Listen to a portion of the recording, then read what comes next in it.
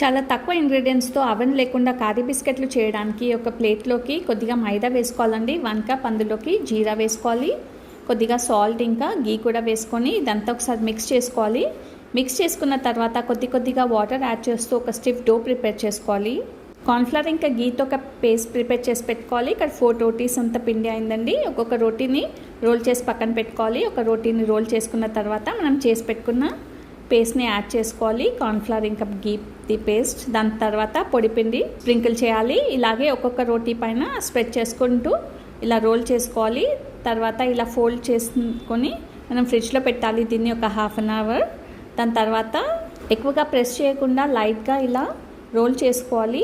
Role చేసుకున్న తర్వాత మనకు కావాల్సిన సైజులో ఇలా కట్ చేసుకోవాలి. లో టు మీడియం ఫ్లేమ్లో చక్కగా ఫ్రై చేసుకోవాలి. ఈజీగా అవెన్ లేకుండా మీరు ఈ కారీ బిస్కెట్ ప్రిపేర్ చేసి మీ ఫీడ్బ్యాక్ ఇవ్వండి. Thank you.